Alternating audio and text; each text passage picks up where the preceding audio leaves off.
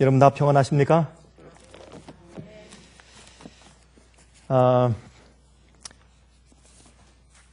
통계에 의하면 이 세상에서 가장 행복한 나라 사람들이 어딜까라는 그 통계에 의하면 그 남미에 있는 콜롬비아 사람들이 세상에서 가장 행복한 사람들 중에 그 아마 1, 2, 3위 중에 들어갈 정도로 그렇게 행복한 사람들이라고 합니다. 저도 제가 이번에 제가 남미를 여행하면서 제가 그 사실을 처음 제가 알게 되었습니다. 우리가 이제 콜롬비아 하면 이 마약 카텔, 드럭 카텔들이 많고 또 게릴라, 이제 이런 그 두 가지 또 존재 때문에 상당히 위험하고 또 좋지 않은 곳으로 그렇게 인상이 박혀 있는 그런 나라지만은 그러나 실제로 가서 거기에 살고 있는 사람들과 만나서 대화하고 지내보면 굉장히 밝고 또 자기의 행복함과 기쁨을 쉽게 표현하고 그리고 아주 어떤 의미에서 긍정적으로 살려고 애를 쓰는 그런 사람들인 것으로 제가 이해하게 되었습니다. 제가 참 여러 번 가면서 거기에 참 진실된 주의 백성들이 있는 것을 제가 발견하게 되었습니다. 제가 한 군데 처음 군대 가서 집회할 땐 한 500명 이상 이제 교우들이 참석을 했는데 그 산 꼭대기에서 캠프 미팅을 하는데 정말 그 하나님의 그 은혜가 충만한 것을 제가 느끼게 되었고 그다음 두 번째 도시에 갔을 때는 한 300여 명 정도가 이제 참석해서 우리가 집회를 하는데 제가 어디 가서 이제 사람들 만나고 대화하고 또 상담을 하고 말씀을 전할 때 보면 이 세상에 있는 모든 사람들은 똑같습니다. 우리가 피부가 다르고 또 인종이 다르고 또 학력이 다르고 또 사람들이 그 사는 모습과 풍습과 습관이 다 다르지만은 그러나 참 흥미있는 것은 이 세상에 있는 모든 사람들의 그 모든 그 마음에 움직이는 방향들과 또한 사람 사는 것은 참 똑같다. 물론 음식이 조금씩 다르지만 다 먹어야지 또 소화되고 영양이 우리 세포에 가야 살고 똑같이 물이 필요하고 똑같이 비가 오면 우산을 쓰고 똑같이 자동차를 사용하고 똑같이 근심과 불안과 염려가 있고 똑같이 행복할 때 똑같이 웃고 웃을 때 다 얼굴이 참 이렇게 쭉 펴지면서 웃고 다 입을 벌리며 웃고 똑같은 일을 가지고 똑같이 음식을 씹고 사람은 똑같습니다. 그래서 사람들이 이 세상에 있는 모든 사람들이 지고 있는 십자가도 종류도 똑같고 또한 그들의 애환과 슬픔도 똑같고 또한 그들의 미소도 똑같은 것입니다. 그래서 참 제가 보면서 하나님께서 이 세상에 주도 하나요, 믿음도 하나요, 침례도 하나다. 그렇게 말씀하신 것을 제가 다시 한번 뼈저리게 느끼게 됩니다. 이 세상에 있는 모든 사람들이 구원받는 도리는 하나밖에 없습니다. 어떤 사람 말하기를 뭐로 가도 서울로 가면 된다고 말하지만 절대 그렇지 않습니다. 구원받는 길은 하나밖에 없는 것을 우리가 알게 됩니다. 물론 이제 로마서 2장 보면 율법이 없는 자들은 주님께서 그 양심이 율법이 되어서 서로 송사한다고 말씀하셨고 또 주님께서 모르는 자들이 행한 것은 주님께서 간과하신다고 말씀하신 것을 우리가 다 이해하지만 그러나 하나님께서 중심을 살피시고 그들의 동기를 살피시고 그들의 마음 가운데 있는 진실된 선택을 살피신 하나님께서 모든 인간을 구원하실 때 한 가지 표준과 한 가지 방법을 통해서 구원하시는 것을 제가 느끼게 되었습니다. 말씀을 들을 때 감동받는 표정들과 아멘하는 것들과 그들이 와서 상담하고 또 눈물 흘리며 이야기하는 모든 것들이 제가 여러 나라를 다니면서 듣고 보고 경험하는 것들과 얼마나 똑같은지 우리 사람은 다 똑같은 한 가지 사람인 것을 다시 한번 느끼게 됩니다. 여러분 이 세상에 근심들이 많습니다. 제가 오늘 이 근심하지 말라는 그런 제목으로 말씀을 좀 드리려고 합니다. 제가 이 설교하고 제가 강의하는 내용 가운데서 오늘 내용은 좀 상당히 평범한 내용이죠. 그렇죠? 근심하지 말라 이렇게 하면 우리 강 목사님도 그런 설교를 다 하시나? 아마 그런 느낌을 느낄 분이 있을지 모르겠습니다. 특별히 우리 화면을 통해서 보시는 분들은 아마 그런 느낌을 오늘은 또 그런 평범한 얘기도 들어보는구나 아마 그렇게 느끼실지 모릅니다. 그러나 우리가 이 얘기는 참 우리 그리스도인들에게 꼭 필요한 얘기인 것을 제가 다시 한번 느끼게 되었습니다. 그래서 제가 오늘 이 말씀을 좀 드리려고 준비를 했습니다. 여러분, 세상에는 근심할 일들이 참으로 많습니다. 그렇죠? 근심, 걱정, 불안, 초조가 없는 사람들은 없습니다. 지구 온난화 문제서부터 범죄 증가, 천연재해 위협, 자살 폭탄 테러들, 요즘은 또 여인들이, 여자들이, 또 요즘은 어린아이들까지 자산 폭탄 테러에 나서요. 새로운 질병들의 출현들, 그러한 세계적인 문제들로부터 또한 개인적인 많은 문제들, 가정 문제, 자녀 문제, 건강 문제, 노후 보장의 문제, 경제적인 문제, 사람들과의 인간 관계 문제들, 참 정말 생각할 것이 얼마나 많은지. 우리가 근심하려고 작정하고 앉아서 마음을 열면 근심할 것이 얼마나 태산같이 많은지 말이죠. 그렇죠? 근심이 없는 분들은 없죠. 여러분들 오늘 저녁에 얼마나 근심들이 많으십니까? 솔직히 마음에 근심들이 많죠. 어떤 데는 교회 와서 앉아서 말씀을 들으려고 하지만은 근심들이 너무나 많이 뇌리에 스쳐 지나가기 때문에 말씀을 들을 수 없을 때가 있을 줄로 생각을 합니다. 오늘은 제가 우리 마음속에 평안을 주는 말씀을 좀 드리려고 합니다. 평안을 주는 말씀을. 한 번은 한 식품회사의 직원이 말이죠. 실수로 냉장고 안에 갇혔어요. 갇힌 지 7시간 만에 시체로 발견되었습니다.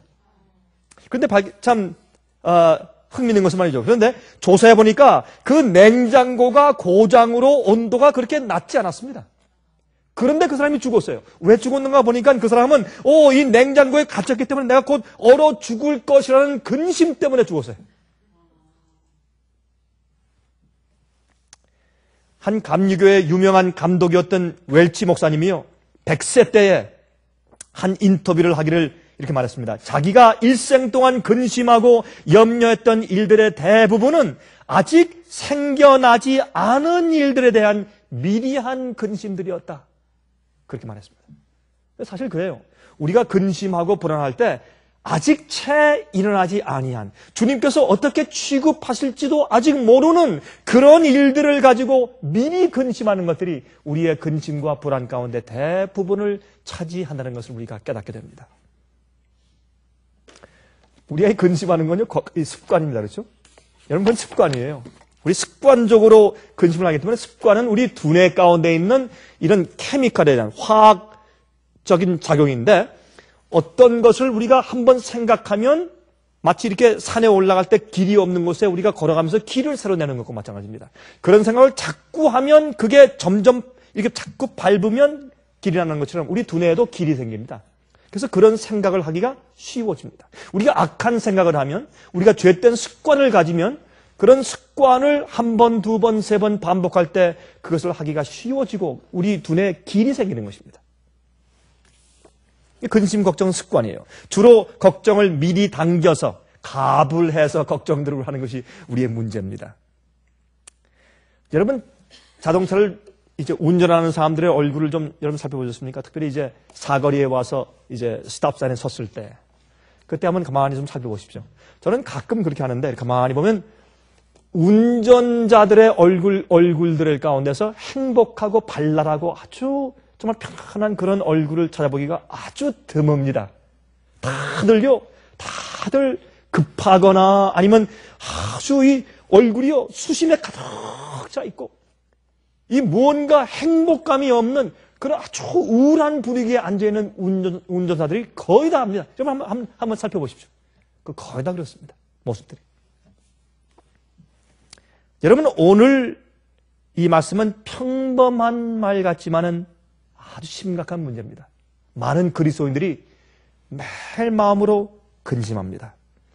여러분, 성경의 근심과 걱정에 대해서 하나님의 처방이 있다는 사실을 아십니까? 성경에 무슨 처방이 없겠어요? 다 처방들이 있어요. 근데 이 근심에 대한 처방이 있어요.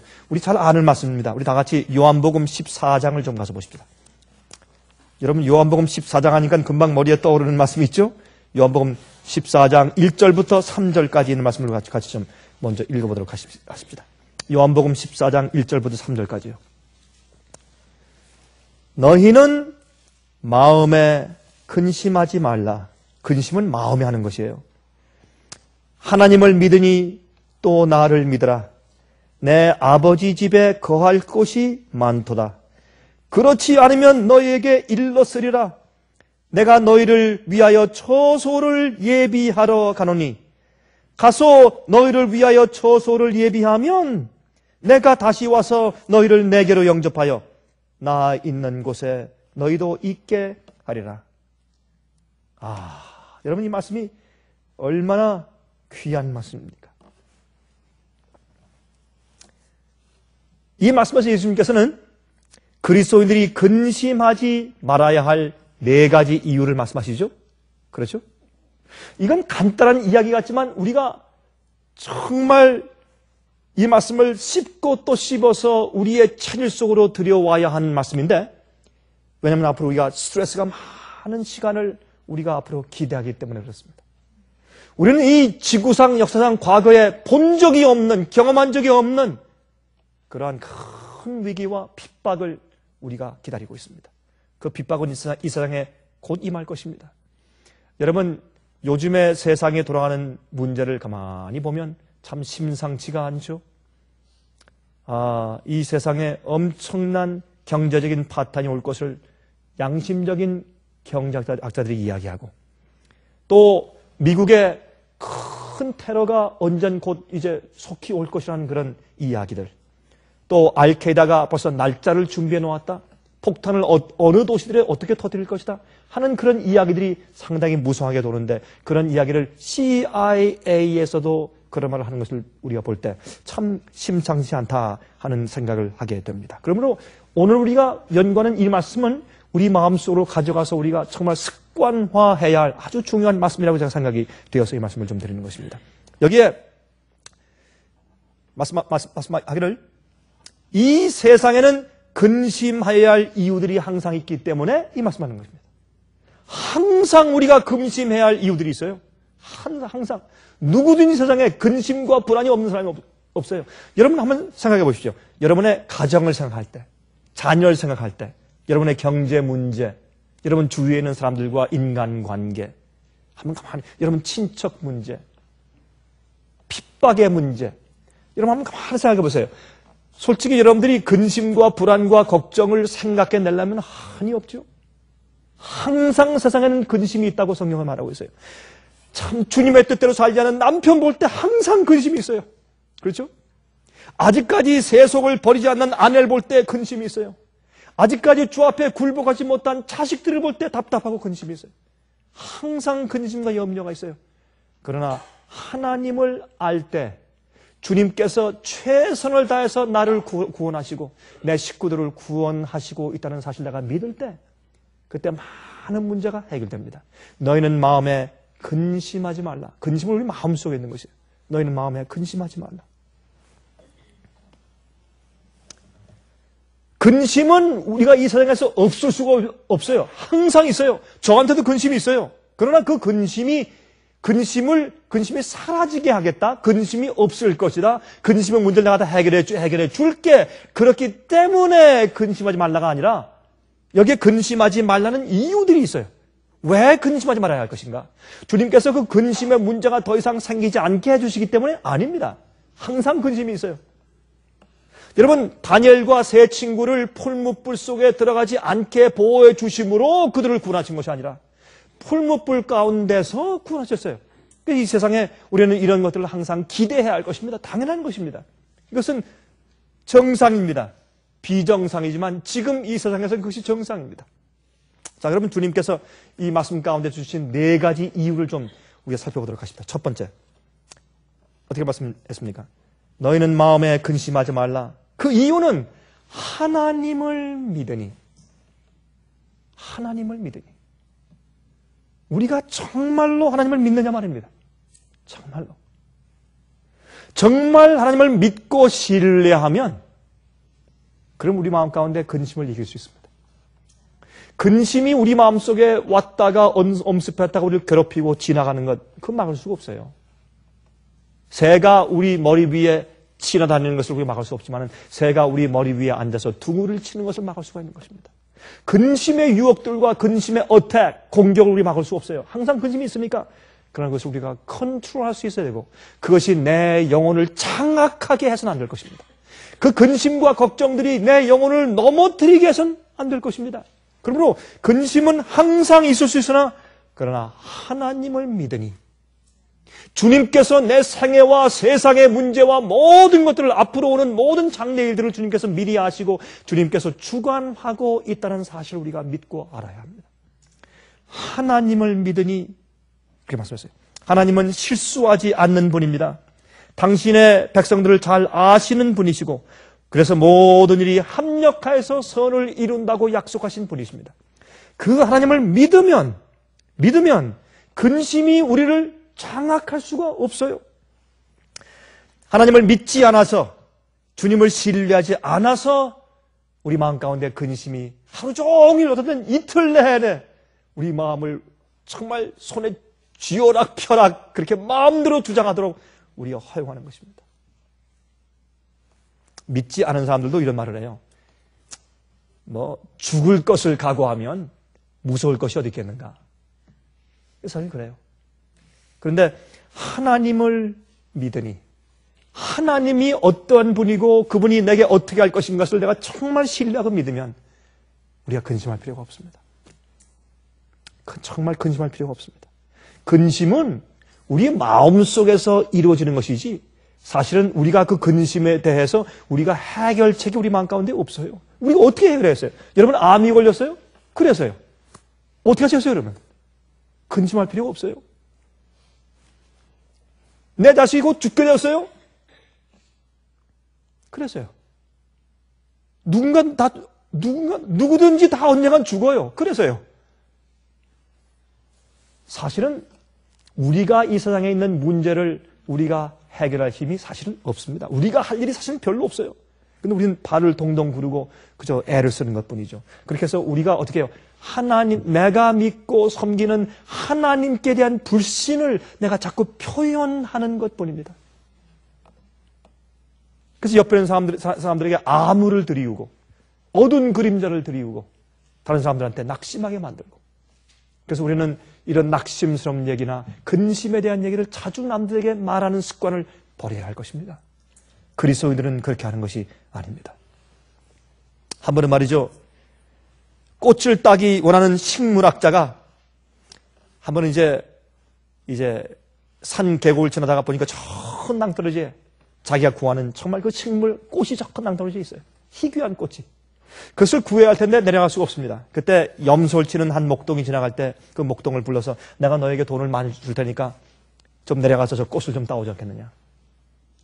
그래서 그 목동에 내가 이제 너의 허리에 밧줄을 묶고 내가 튼튼하니까 내가 그것을 붙잡고 있겠다. 걱정하지 말아라. 그때 이 청년이 가만히 그 식물학자의 얼굴 쳐다보더니 잠깐만 기다리십시오. 내가 저거 하겠습니다. 그냥 잠깐만 기다리십시오. 그럼 얼른 뛰어서 어딘가 갔다가 어떤 노인 할아버지 한 분을 모시고 왔다는 것입니다.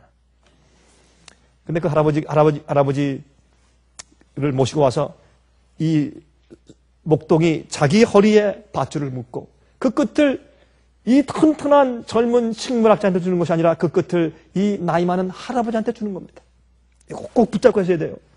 그리고 내려가서 무사히 그 꽃을 꺾어서 올라왔습니다. 그때 식물학자가 상당히 기분이 나빴죠. 그래서 돈을 주면서 너 참 이상하다.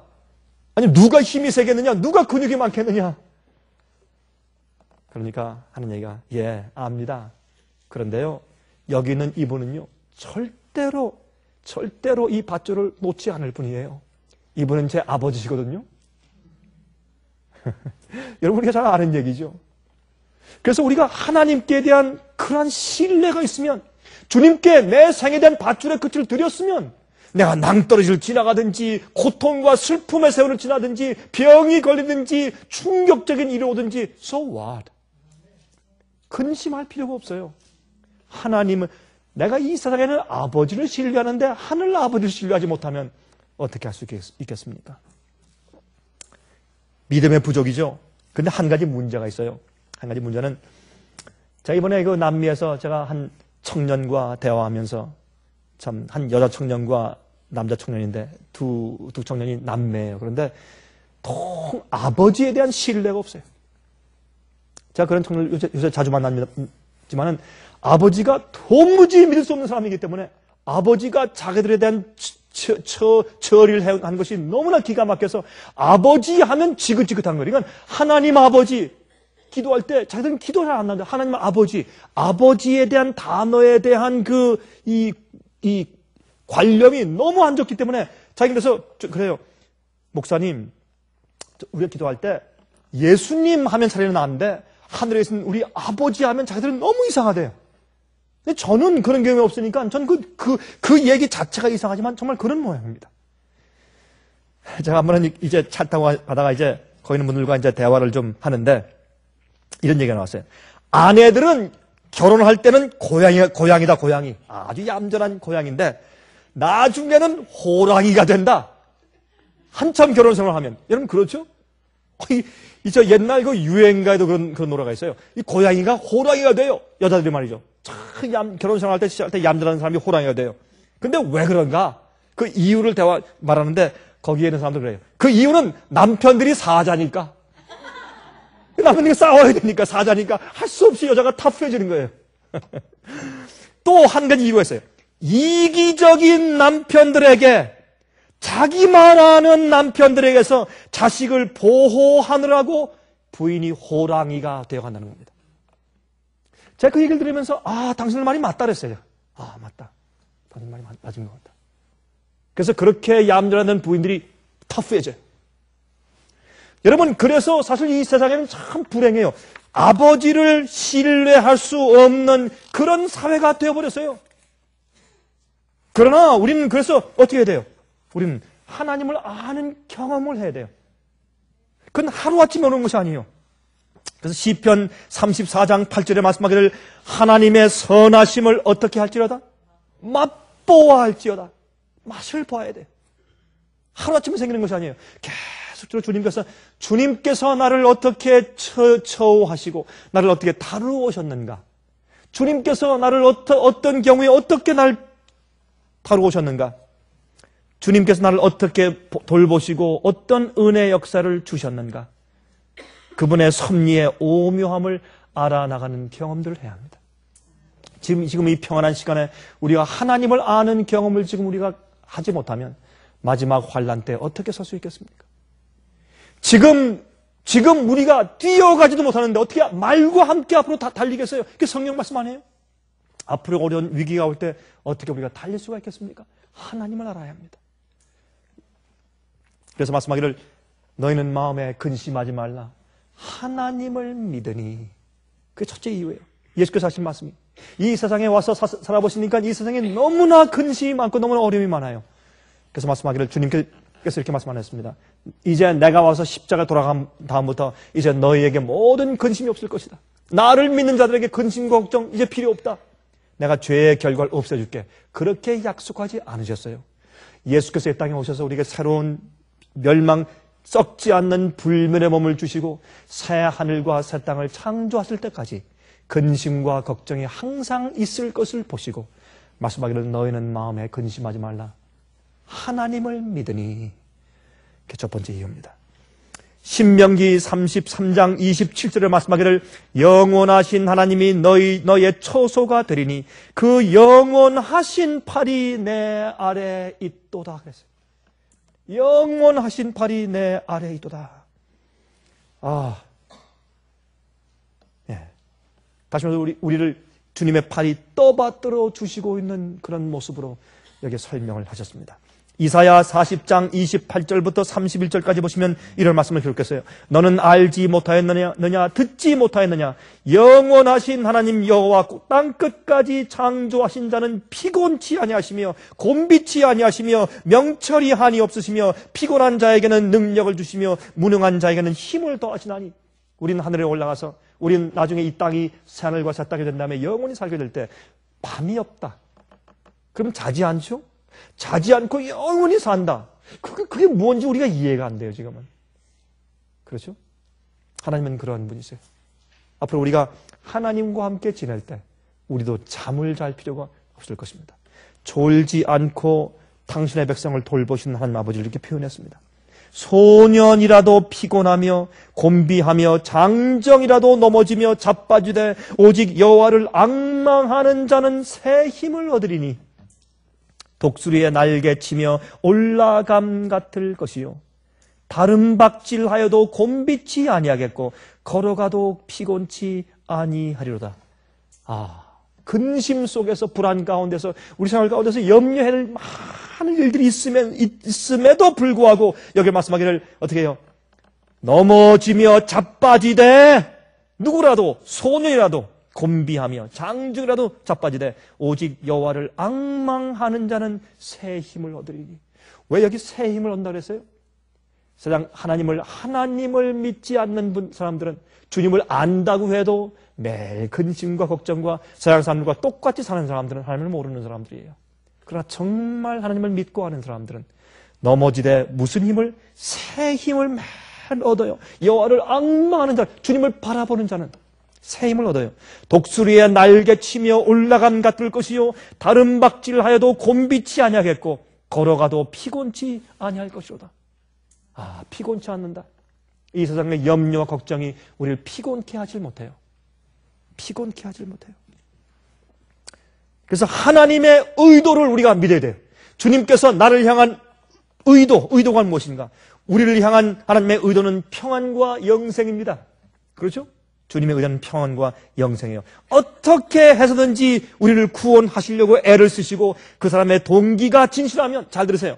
그 사람의 동기가 진실하고 주님을 찾아와서 주님을 앙망하고 바라보는 그 심정이 진실하면 주님께서 그 사람이 회개하여 구원 얻을 수 있는 자격이 생길 때까지 죽게 하지 않으세요. 갑자기 트럭에 받쳐서 지금 당장 즉사해서 죽을 그런 입장에 생기더라도 주님께서는 그 사람이 회개하고 주님의 마음에 합한 자가 되기 전까지 죽게 안 하세요. 주님께서 우리를 향한 의도는 사랑과 구원과 평안이요. 우리 주님을 신뢰해야 돼요. 너희는 마음에 근심하지 말라. 하나님을 믿으니. 하나님을 믿으니 그랬어요. 주의 역사하심을 우리가 신뢰하고 믿어야 할 것이에요. 주의 말씀을 믿어야 할 것이에요. 하나님의 약속을 믿어야 할 것입니다. 주님은 미래를 아시고 예언을 주시는 분이시기 때문에. 여러분 요한계시록 1장 1절에 어떻게 말씀하셨어요? 하나님께서, 하늘에 계신 하나님께서 장차 될 일을 예수님에게 주셔서 예수께서 천사에게 주어서 천사가 요한에게 주었다. 그렇게 말씀했어요. 하나님 아버지가 예수께 주어서 예수께서 천사가 요한에게 준 요한계시록을 우리가 읽고 연구하기 때문에 세상에 어떤 일이 생길 것을 우리가 미리 알지 않습니까? 하나님은 그런 분이요.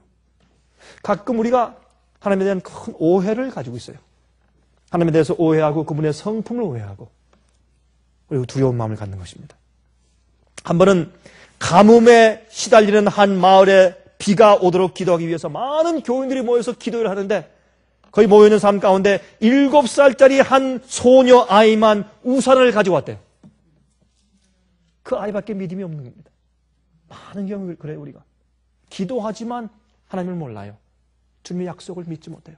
그래서 사실 저는 불안과 근심과 걱정이 우리를 엄습하여 우리를 넘어뜨려요. 넘어뜨려서 어떤 데는 하루 종일 자빠져 있어요. 하루 종일 퍼져 있고. 그래서 이렇게 보면 벌써 얼굴에 어두운 그림자가 먹구름이 쫙 껴있고. 그러니 어떻게 하나님께 영광과 은혜가 되겠어요? 세상에 염려와 걱정과 근심과 고통이 없는 사람이 누가 있어요? 전 세상을 다니면서 백만장자, 가난한 사람, 병든 자, 건강한 자, 남녀노소 많은 사람을 만나보았지만은 자기가 져야 할 십자가 없는 사람을 한 사람 못 만나봤어요. 다 십자가 있어요. 여러분 십자가 없습니까? 그것이 우리에게 먹구름을 들게 해서는 안 될 것이에요.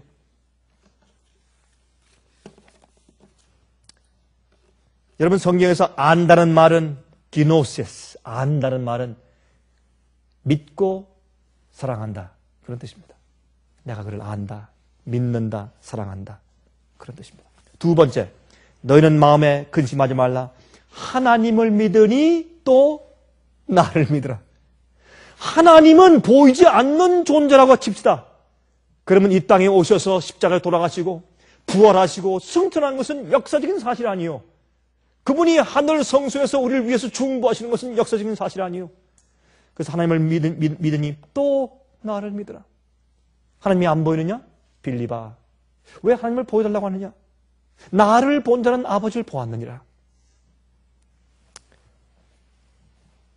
예수님은 우리의 죄를 용서하신 분이고 우리를 구속하시려고 인간이 되셔서 성육신 하셔서 말구유에, 베들레헴의 말구유에 아기로 태어나신 분입니다.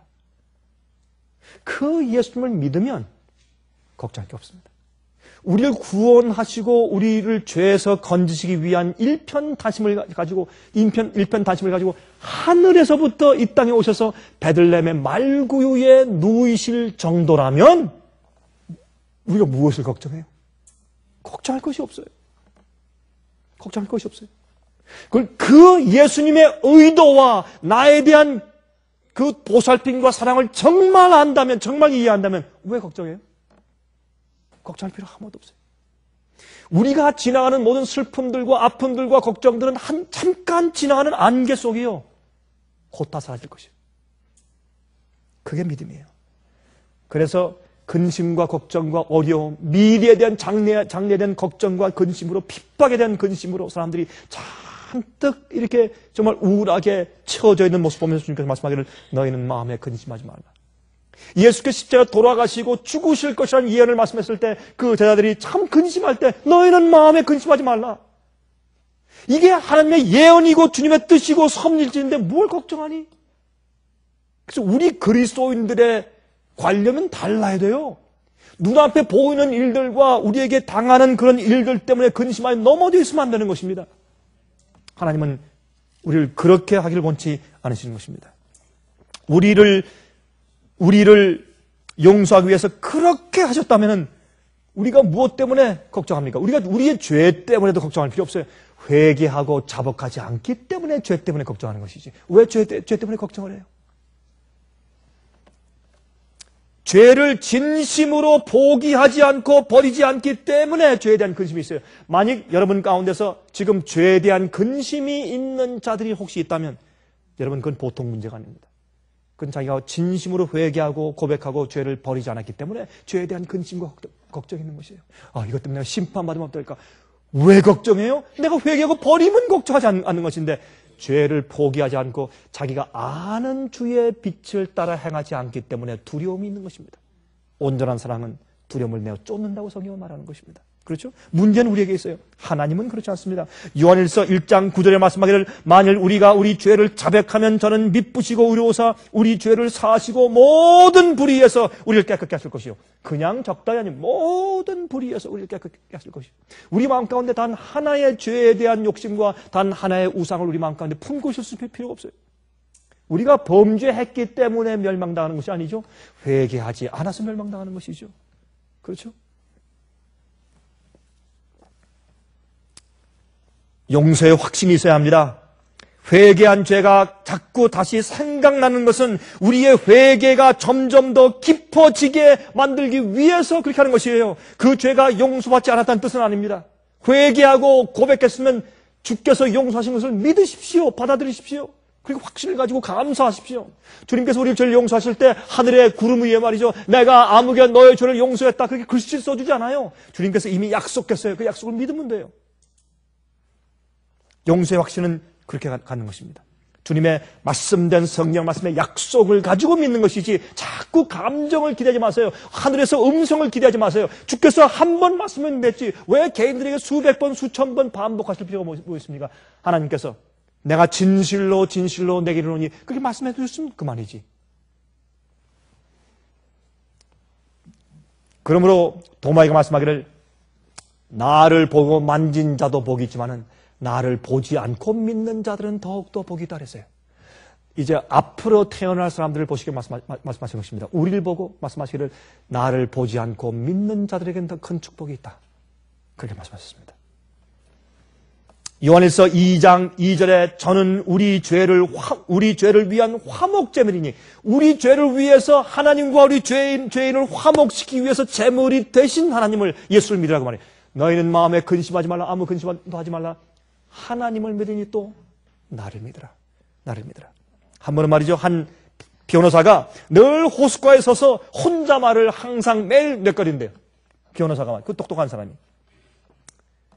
그 이유는 몇 년 전에 바로 그 호숫가에서 물에 빠져서 허우적거리는 한 여인을 그가 용기가 없어서 들어가서 구해주지 못했어요. 그 죄책감 때문에 견딜 수가 없는 것입니다. 그래서 매일 그 호숫가에 가서 이렇게 혼자 넋거려요. 자기의 죄책감 때문에. 여인이여, 다시 한번 물에 빠져주시오. 그러면 내가 당신도 살리고 나도 살리겠어. 그렇게 말을 한대요.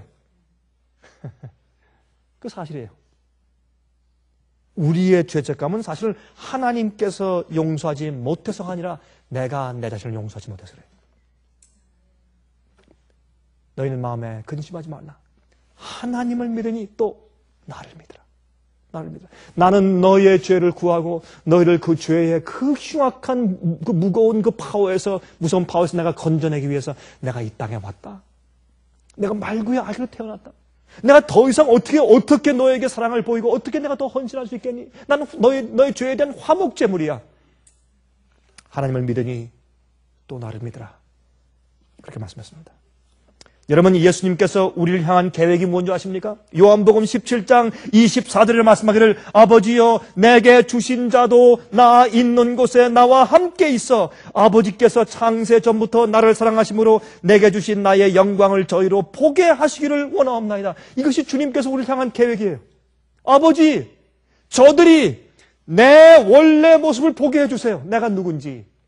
내가 저들을 창조한 창조인 원래 모습을 보게 해주시고 또한 내가 있는 곳에 저들도 함께 있게 해주십시오. 아버지시여. 이것이 하나님께서 우리를 향한 계획입니다. 예수님의 계획이에요. 사랑은 두려움을 내어 쫓습니다.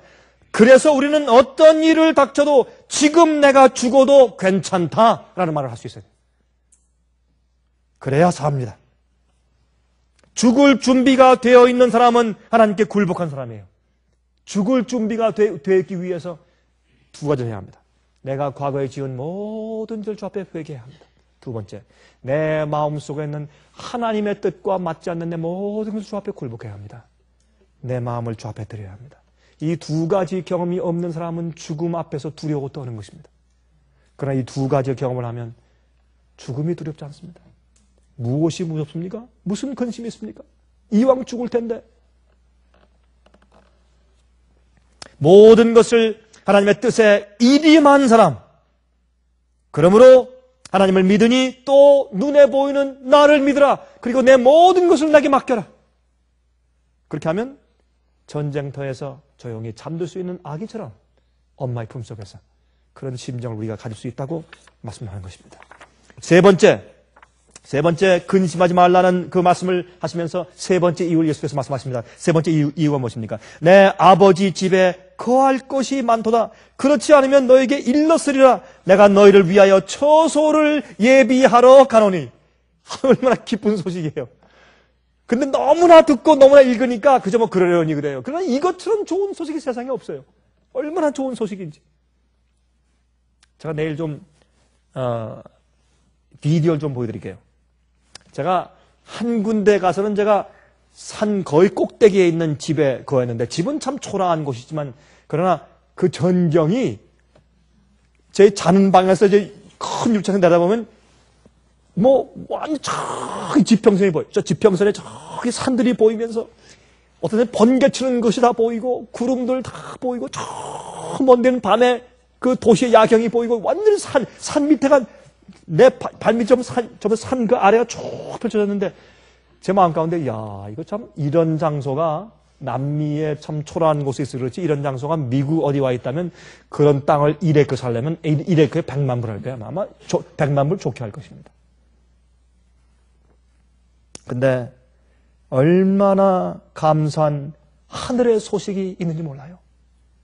여러분 우리가 하늘 가기 위해서 주님 믿는 것은 물론 아니죠. 그것도 이유 가운데 하나지만 그것이 가장 중요한 이유는 아니죠. 그러나 우리가 이 세상에서 너무 힘들게 찌들게 고통과 고생을 하고 근심과 걱정이 너무 많기 때문에 어떤 때는 그래요. 어떤 때는 어떤 어머니가 그 어머니인데 저한테 그런 고백을 하더라고요. 목사님 저도요 엄마지만 저도 사람인 모양이에요. 저도 죽겠고 숨이 깔딱 넘어가려고 할 때니까 저도요 자식보다 내가 먼저 살아야 되겠다 그런 생각이 들더래요. 그래서 좀 자기 자신을 의심했대. 내가 정말 엄마인가? 그런 생각이 나더래요. 내가 먼저 살고 봐야 되겠다 하는 생각이 스쳐 지나가더래요. 그만큼 세상에 대해서 사람들이 지쳤어요. 여러분, 제가 다녀보니까요, 지금요, 믿는 사람들과 믿지 않은 사람들이요, 전부 다 영어로 They are sick and tired. 정말 세상에 대해서 다 지치고 이젠 세상에 더 이상 살고 싶지 않대요. 빨리 끝났으면 좋겠대요. 믿지 않는 사람들도 이거 세상 빨리 끝내야 되겠대요. 이건 무엇입니까? 이건 마지막이 되었던 하나의 증거 가운데 하나입니다. 그럼 우리는 하늘을 그리워하는 것입니다. 새로운 것을 그리워하는 것입니다. 죄가 없는 것, 그것이 하늘이죠. 죄가 없는 것. 오해가 없는 것. 왜 오해가 있어요? 죄 때문에 있어요. 다툼이 없는 것. 왜 그래요? 죄가 없어서 그래요. 슬픔이 없는 것. 왜요? 죄가 없어서 그래요. 사망이 없는 것. 왜요? 죄가 없어서 그래요. 질병이 없는 것, 고통이 없는 것, 고난이 없는 것, 핍박이 없는 것, 외로움이 없는 것. 왜요? 죄가 없으니까 그런 것이에요. 죄가 없는 것이 하늘이에요. 그래서 우리가 기다려요. 여러분, 지구의 모든 문제들이 얼마나 심각합니까? 그러나 새 하늘과 새 땅이라고 말하는 것은 현재 오래된 이 땅과 이 하늘은 없어져야 할 필요가 있기 때문에 새 하늘, 새 땅 그래요. 왜요? 지금 이 땅과 이 세상은 없어져야 하기 때문에 새로운 땅, 새로운 하늘. 우리의 모든 바라보는 이 땅들이 다 지나가고 나라들도 지나가고 권세들도 지나가고 우리의 실패한 과거도 다 지나갈 것이고 우리의 근심과 걱정들도 다 지나갈 것입니다. 그 다음에 주님께서 우리를 위해서 준비하고 계신 하늘이 옵니다. 너희는 마음에 근심하지 말라. 하나님을 믿으니 또 두 번째 나를 믿으라. 그 다음에 내가 이제 하늘에 가서 너희가 있을 곳을 예배를 간다. 내가 너희가 있을 곳을 예배를 간다. 그러므로 근심하지 말아라. 너희가 보는 이런 일들은 잠깐 동안 있다가 없어진다, 간다. 걱정하지 말아라. 근심한다고 해결되는 것이 아니다. 그렇게 말씀하세요. 우리가 아픔과 슬픔으로 마음이 부서져도 여전히 하나님의 약속은 서 있습니다. 내 아버지 집에는 있을 곳이 많다. 걱정하지 말아라. 이 세상은 다 지나갈 것이다. 그렇지 않으면 내가 너에게 이미 일렀을 것이다. 얘들아, 사실이다. 내 이거 사실이 아니면 내가 이런 말을 왜 하겠니? 그런 말이에요. 그렇죠? 이 말이 사실이 아니면 내가 너에게 일렀을 것이다. 내가 이 사실이 진짜가 아니면 내가 이런 말을 왜 하겠니? 너희가 하나님을 믿으면 또 나를 믿고 내가 너희를 위해서 있을 처소를 준비하러 간다. 내 말을 믿어라. 그렇게 자세하게 말씀하세요. 너희는 마음에 근심하지 말라. 왜요? 이 세상이 다가 아니니까. 하늘이 있으니까. 다른 또 이 삶 말고 그 이후에 다른 삶이 있으니까. 그렇잖아요? 여러분, 나이가 들면 그런 생각을 해보죠. 제가 오늘도 그랬어요, 우리 집사람한테. 여보, 내가 한 20년만 젊어진다면, 20년 세월만 내가 돌이킬 수 있다면, 내가 참 다시 한번 잘해보겠는데. 그런 말을 했더니 우리 집사람이 또 웃었어요. 그만큼 하고도 또 해보려고 그래요, 저한테. 그러나, 누구든지 마음 가운데 후회가 있어요. 좀 더 잘해보고 싶어요. 그러나, 그럴 기회가 와요. 영원히 새로운 기회가 와요. 그렇게 주님께서 말씀하세요. 이 세상에 있는 모든 문제를 다 해결해 줄 것이기 때문에 더 이상 죄가 없는 곳으로 옮겨갈 것이기 때문에 그래요. 이 세상의 문제가 아니라 그것이 없어지는 것이 아니라 새로운 곳으로 가기 때문에 하나님이 준비한 곳이 있으니까 우리 눈에서 눈물을 씻기실 것이기 때문에 너희가 세상에서 환난을 당할 것이나 기뻐하라. 하늘에서 상이 큽니다. 그렇게 말씀했어요. 네 번째, 너희는 마음에 근심하지 말라. 첫 번째는 무엇입니까? 하나님을 믿으니. 두 번째, 또 나를 믿으라. 세 번째, 내가 너희가 거할 처소를 예배하러 간다. 예? 그 처소가 새 예루살렘 성이 아닙니까? 그 성이 있을 것이 아닙니까, 여러분? 근데 그 준비하는 것은 건물을 준비하는 것보다 그 건물은 주님께서 순간적으로 할 수 있으시죠. 그 건물보다 그 건물에 끼워지고 지어지는 보석들인데 우리를 산돌같이 주님의 집으로 지어간다고 성경을 말씀하고 있어요. 사실은 우리가 그 새 예루살렘의 부분들로 지어지고 있거든요. 우리 마음들이. 네 번째, 가서 너희를 위하여 처소를 예비하면 내가 다시 와서 너희를 내게로 영접하여 나 있는 곳에 너희도 있게 하리라. 예수의 재림이에요. 이것이 네 번째 이유요. 저는 예수님의 오심과 재림에 대해서 크게 강조하고 설교하는 이유가 그것이 우리의 유일한 소망이기 때문에, 주님께서 오시기 때문에. 십자가가 끝이 아니에요. 예수님의 승천하심도 끝이 아니에요. 하늘 성소에서 중보하시는 사업도 끝이 아닙니다. 우리를 다시 데리러 오십니다. 그래서 우리가 어떻게 해요? 너희 마음에 근심하지 말라. 내가 다시 온다. 내가 너희가 있을 처소를 예비하면 내가 다시 와서 너희를 내게로 영접하여서 나 있는 곳에 너희도 있게 해줄게. 그것 때문에 우리가 근심할 필요가 없습니다. 누가복음 21장 25절부터 28절까지 말씀하기를 1월 성신에는 징조가 있겠고 땅에서는 민족들이 바다와 파도에 우는 소리를 인하여 혼란한 중에 곤고하리라. 사람들이 세상에 임할 일을 생각하고 무서워함으로 기절하리니. 지금은 그러한 때예요, 여러분. 안 그렇습니까? 정말 이 세상이 앞으로 어떻게 될까 생각하면 참 기가 막혀요. 불안하고. 돈 있는 사람들은 돈을 어떻게 해요? 보호하려고 근심 걱정이 가득하고, 없는 사람은 벌려고 근심 걱정이 많고, 이 세상에 있는 일들이 보고 두려워하고 무서워함으로 기절할 것이라. 천연재, 전쟁, 질병. 여러분, 이 세상에는 질병들에 대해서 가만히 생각하면 참 기가 막혀요. 앞으로 수천만 명이 죽을 것이라는 겁니다. 옛날 흑사병처럼. 이제 그게 오느냐 안 오느냐가 아니라 when. It's a matter of when. It's not if it is going to come or not, but a matter of when. 언제 올 것인가? 언제 올 것인가? 수천만 명이 죽을 엄청난 그런 질병들이 이 세상에 이미 와 있습니다. 주님께서 사방바람을 붙잡고 있습니다. 우리 가지고 있는 모든 것들이 다 없어질 것입니다. 그래도 설 수 있는 자, 마음에 근심하지 않는 사람들. 그런 일이 있을 때 이는 하늘의 권능들이 흔들리겠습니다. 그때 사람들이 인자가 구름을 타고 능력과 큰 영광으로 오는 것을 볼 것이라.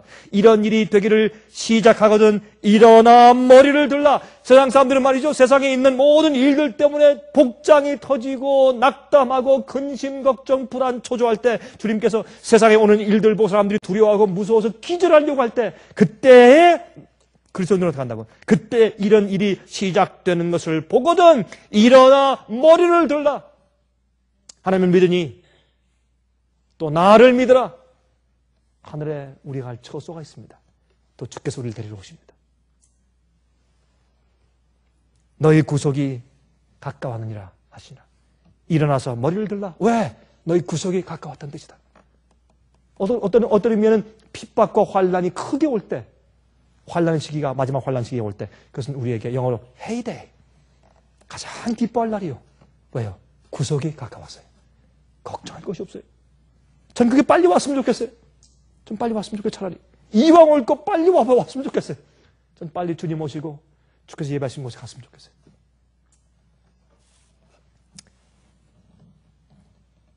사도행전 1장 11절에 말씀하기를 가로되 갈릴리 사람들아 어찌하여 서서 하늘을 쳐다보느냐. 너희 가운데서 하늘로 올리우신 이 예수는 하늘로 가심을 본 그대로 오시리라 하였느니라. 그렇죠? 참 우리에게 친숙한 말이에요. 너희가 본 그대로 다시 오신다. 다시 오신다. 한 번은 말이죠, 제가 이 1년의 사진들을 본 적이 있는데, 그 사진은 링컨 네브라스카의 공항에서 찍은 몇 장의 사진들입니다. 근데 사진은 어떤 사진이냐면 2차 대전 당시에 전쟁을 마치고 돌아온 군인 아빠가 비행장에서 뛰어오는 그 안에 그 자기 엄마와 함께 길게 포옹하고 있는데, 어린 아들이 말이죠, 엄마의 치마를 붙잡고 멍하니 엄마 치마 붙잡고 물끄러미 아무런 감정 없이 멍하니 서 있는 그런 사진이에요. 제가 그 사진을 보면서 제가 느낌이 좀 있었어요. 그때 이 참 어안이 벙벙한 모습을 있는 그 어린 아이에게 엄마가 그 아들을 얼른 들어안아서 아빠의 품에 안기면서 말합니다. 얘야, 아빠야. 얘야, 아빠야. 그때 이 아이는 생전 처음 보는 아빠 얼굴을 보면서 가만히 물끄러미 쳐다보고 있는 그 몇 장의 사진이 있었어요. 참 그것은 저만큼 내 감동을 주었습니다. 예수께서 때가 오실 때 우리가 생전 한 번도 보지 못한 하나님, 말만 듣던 하나님, 성경에 있길만 했던 그 하나님께서 실제로 구름 타고 천천만만의 영광에 천사의 영광과 함께 때가 오실 때 우리의 기쁨이 어떠하며 우리의 감격이 어떠하겠습니까? 한 번 보지도 못한 그런 아버지, 우리를 창조하신 분, 그분이 이 땅에 우리를 데리러 올 때 주님께서 우리의 팔을 벌리시면서 우리를 환영하실 때 그때 우리 심정이 어떨까요? 어안이 벙벙할까요? 아닐 것입니다. 아, 이분이 내가 기다리던 하나님이셨다. 주여 왜 이제 오십니까? 달려갈 것입니다. 그때 우리 얼마나 감격할 것입니까? 요한일서 3장에 말씀하기를 3장에 어떻게 말씀하십니까? 우리가 주님을 앞으로 배울 때 우리가 놀라야 되는데 배우면 우리가 그와 같을 줄을 아는 것이. 그러므로 주님을 기다리는 자들은 그의 깨끗하심과 같이 자기도 깨끗게 합니다. 자기를. 그렇게 말씀하셨어요. 우리가 주님을 뵐 때 주님을 처음 보고 우리가 말로만 듣고 설교로만 듣고 성경 말씀으로만 앓고 더듬던 그 하나님이지만 주님을 배울 때 아, 내가 주님의 자식이구나. 주님이 나의 아버지구나. 하면서 금방 알게 될 것은 주님의 표정과 주님 모든 하는 것이 바로 내가 생각하던 그 하나님이에요. 내가 그런 하나님의 품성을 따라 닮기로 애를 썼다는 것을 우리가 금방 알아차리게 될 것입니다. 우린 핏줄은 알아보잖아요. 너무 오래간만에 처음 만나도 엄마와 아빠는 알아보지 않습니까? 동물도 알아보지 않습니까? 우리는 하나님을 알아볼 것입니다. 그러므로 제가 이런 얘기를 할 때마다 제가 한 얘기가 생각이 나는데, 한 경험이 생각나는데, 그것은 뭐냐면 한국에 있는 이 조원창이라고 하는 한 분이 있었어요. 그분은 이 muscular dystrophy, 온 몸의 이 근육들이 막 쪼그라들고 말라 비틀어지는 그런 병이에요. 그래서 이 사람은 42살이었는데 정말 이 오그라져서 정말 조그맣게 이렇게 오그라졌어요. 그리고 다 이렇게 이제 꼬부라져 있는데 그분은 저한테 항상 제가 하면 농담을 합니다. 목사님, 저는 참 하나 이렇게 되니까 좋은 게 하나 있어요. 웃어요, 그 사람은. 이게 뭐 얻었습니까? 그러면 이렇게 오그라진 사람이 누워가지고, 목사님, 저는 베개가 필요 없습니다. 하도 오그라지고 이렇게 굽었으니까, 누우면 이 머리가 땅에 안 닿으니까 베개가 필요 없다는 거예요. 항상 긍정적으로 웃는 사람이에요. 근데 이제 제가 어떤 곳에서 설교하면 아들이, 12살 먹은 아들이 아버지를 안고 와요. 아버지 다 안고 들어와서 맨 뒤 의자 이렇게 뉘어놔요. 설교를 끝난 다음에 내려가면 꼭절 붙들고 목사님 오시라고 해라. 그럼 아들이 저한테 와서 저를 데리고 와요. 그래서 이제 물어보면 묻습니다. 목사님, 내가 하나만 묻겠습니다. 목사님, 주님 속히 오시죠? 주님 속히 오시죠? 그 장면이 지금도 제 눈에 선선해요. 그분이 여러 해 전에 돌아가셨는데 주님 속히 오시죠? 이 세상은요, 주님 속히 오셔야 돼요. 너무나 억울한 사람도 많고, 너무나 아픈 사람도 많고, 슬픈 사람도 많고, 근심 걱정 많은 사람이 많아요. 주님 속히 오셔야 돼요. 주님 속히 오셔서 세상을 죄에서 건지시고 개인들을 주님께서 구속하셔야 돼요. 죄에서만 구속하시는 것이 아니라 이렇게 타락하고 못된 세상에서 개인들을 구속하셔야 돼요. 그때가 속히 와요. 여러분이시여, 하나님을 믿으니 또 두 번째, 또 나를 믿어라. 하늘에 내 아버지 집에 뭐가 많다? 있을 곳이 많다. 있을 곳을 예비하면 내가 다시 와서 너희를 내게로 영접하여 나 있는 곳에 너희도 있게 하겠다. 우리 주 안에서 근심하지 마시기를 간절히 바랍니다. 하늘에 계신 우리 아버지, 우리가 주님의 오심을 얼마나 고대하고 사모하는지요. 그렇기 때문에 우리 마음 가운데 근심이 없습니다. 또한 우리가 하나님의 의도와 우리를 향하신 계획과 엄청난 사랑을 우리가 이해합니다. 믿고 신뢰합니다. 그래서 우리 마음속에 근심이 없습니다. 주님께서 우리에게 주실 새하늘과 새 땅을 바라보기 때문에 우리에게 근심이 없습니다. 그러나 세상에 항상 근심할 조건들이 많이 있습니다. 주여 저희를 그러한 곳에서 건져주시고 주님께서 우리와 함께 계시고 우리의 하나님이시란 사실을 우리가 세상에 보여줄 수 있게 도와주시옵소서.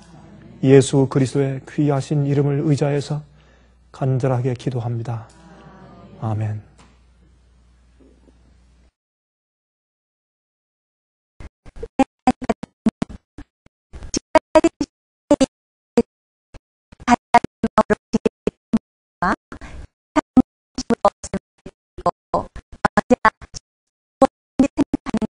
그리스도인을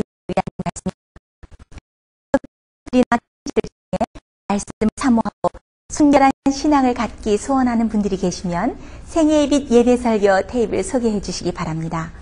매주 원하시는 분들의 가정으로 직접 배달되는 생애의 빛 예배설교는 개인의 신앙 부흥이나 소규모 그룹 예배를 위하여 비디오와 오디오 테이프, DVD, CD로 제작되었습니다.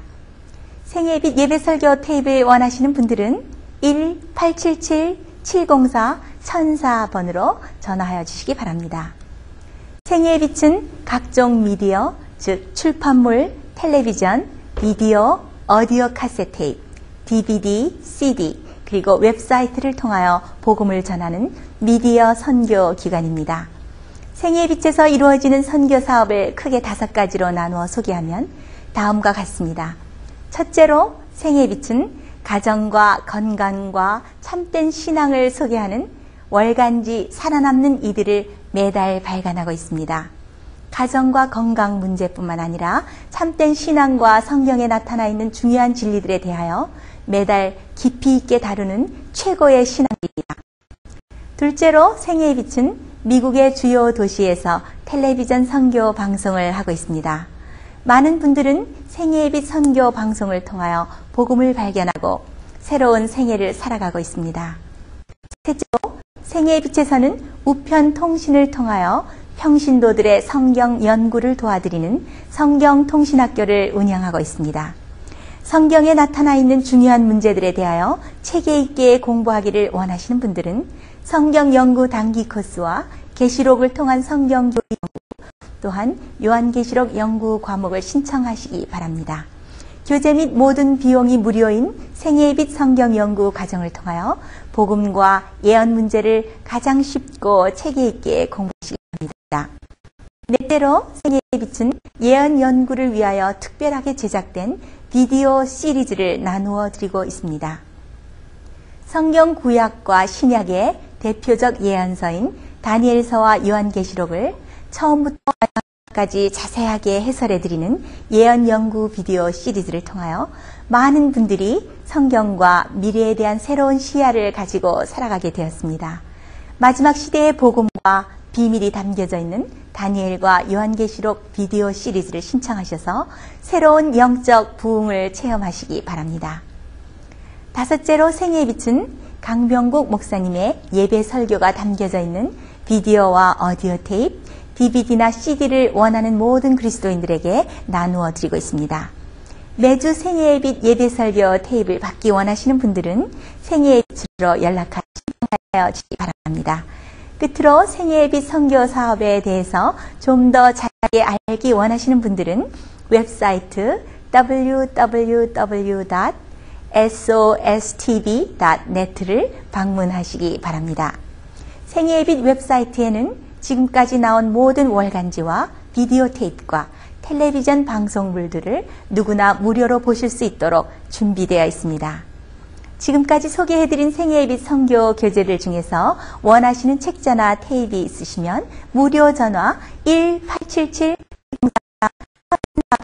신청하시기 바랍니다. 미국 동부 시간으로 월요일부터 금요일까지 9시에서 5시 사이에